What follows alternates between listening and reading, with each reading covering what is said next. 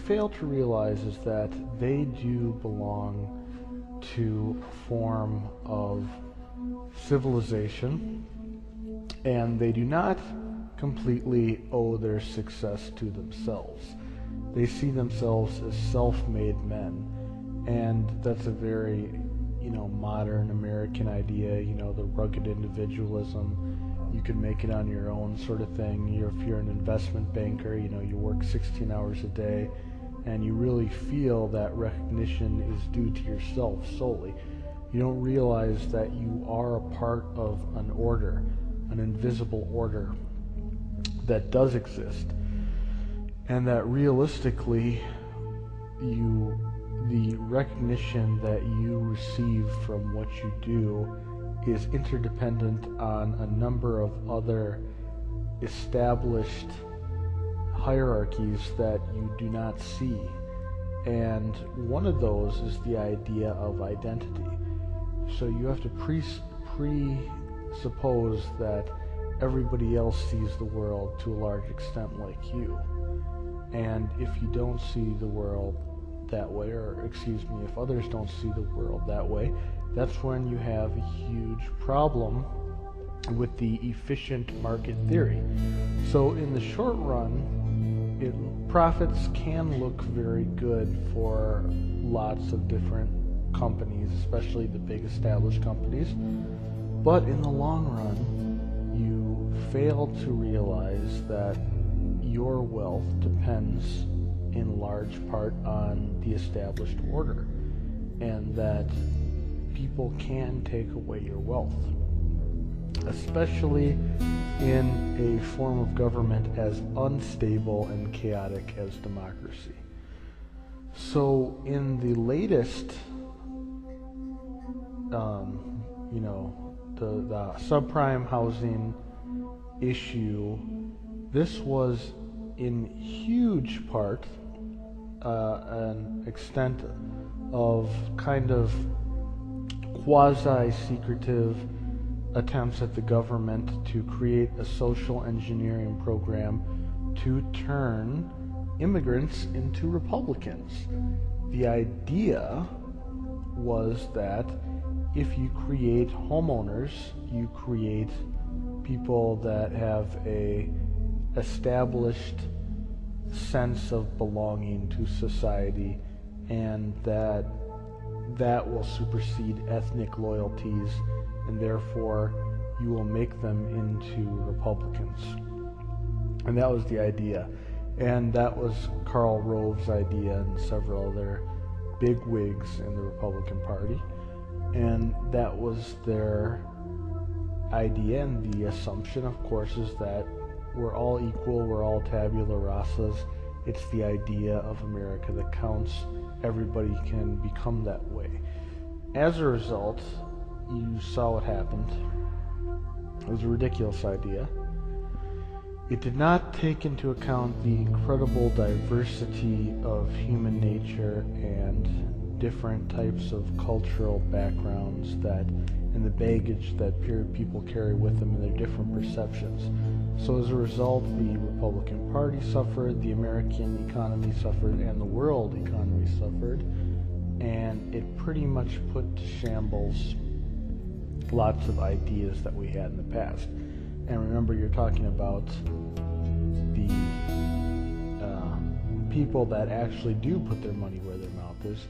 People did put their money where their mouth was on that, not just in America, but also in Europe, and to a lesser extent in Asia. So people are going to have to reevaluate the concept of egalitarianism, and the market is going to have to reflect that. So in the future, I think you will see a subtle move away from any types of social engineering involving egalitarianism in the financial markets. And then, of course, what happens in the financial markets spreads into other markets. So I think you could possibly be seeing an international move away from the doctrines of egalitarianism and perhaps even away from the sacredness of democracy, because that could eventually ruin the self-made men, quote unquote, in the financial markets, just the way that it hurt lots of people in South Africa and Zimbabwe. It could also start to hurt the same types of people in the US and even in Europe. So I think there is a little bit of hope regarding a move away from egalitarianism by the elites. Another false concept we have regarding the consensus of egalitarianism is the strength in numbers. There probably is a majority of humanity that, if you put it to a simple referendum, would agree with egalitarianism, mostly because of years and years and years and millennia of indoctrination of egalitarianism, and also the simple self-interest that the grand majority of people feel that they have more to gain from egalitarianism than do not. But, however, there still is a sizable minority of people in the world that do not agree with egalitarianism and would take a counter view to it, and these people in large part happen to be people that could benefit from a move away from egalitarianism. Now, I'm not talking about people in the West that are involved in active parts of the socially engineered aspects of making globalization more feasible, making impoverishment of America more feasible through egalitarian doctrine, but I'm talking in large part against the people that benefit the most from globalization, and that would be the elites of Asia. To a large extent, they are very threatened by egalitarianism because their traditionalist aspects of society and their status is not based on egalitarianism, but is based on Asiatic traditionalism. It's based on the caste system of Hinduism and the Confucian system of China. And as a result, you'll find that the idea of egalitarianism that comes from the West and goes into those lands, and that even goes into Russia, by the way, which is a firmly anti-egalitarian society the way the Asians are, but with a unique Orthodox Christian perspective, you'll find that these people in these cultures cringe at the idea of egalitarianism, at tabula rasa, at the interchangeability of cultures. It really is only Western people that have this vision imposed upon them. And as a result, there really is a false consensus that if we move away from egalitarianism, that the whole world would just stand up and roar and be outraged. It's really a false consensus.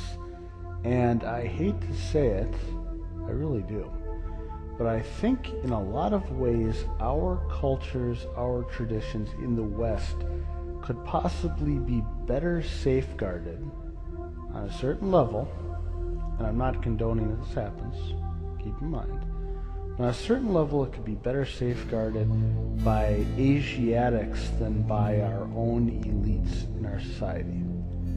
Calm down, I'm not suggesting that we side with these foreign civilizations, and I'm not suggesting that it's good that they take us over. I'm just saying, I'm just stating plainly the fact that these different cultures definitely have more in common with our worldview than with the worldview of our elites. So another false consensus that we're living under is the idea that the world wants egalitarianism. It's really not the case that there is an inextricable, purely, definitely set road path for the future that inevitably leads to more egalitarianism. This is not Fukuyama. This is not neoconservative reality. This is the big picture where people don't see that crap. They see, different visions and different cultures of the way things should be. So, our elites have a very precarious situation in either going too far with egalitarianism and causing a backlash not only within their own countries but also within the Asiatic countries, but also with the idea that they could create a backlash against them from the elites of other countries, but in a way that they would be powerless to stop, because, simply put, the transfer of wealth from the from the west to the east has occurred because we are trying to push our agenda onto them, which is ironic. So as we try to make the Middle East more egalitarian, less hierarchical and traditionalist, as we do this, our wealth is being transferred to the East. And the East will, as a result, have much more leverage over us in the future. Simply put, I'll give an example from history. During the little battle of the Suez Canal between a few European belligerents and Egypt, when Russia threatened to intervene, because the U.S. held so much financial leverage over Britain, they got Britain to withdraw.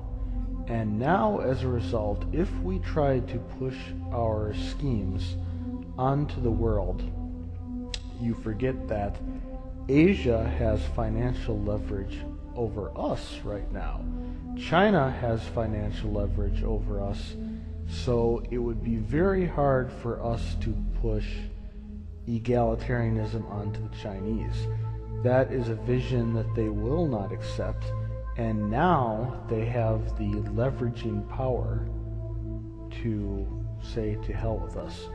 So as a result, I firmly believe that China will go into Africa with complete impunity and impose on anybody and everybody that steps in their way a highly terrifying form of totalitarianism that makes apartheid look like cakewalk.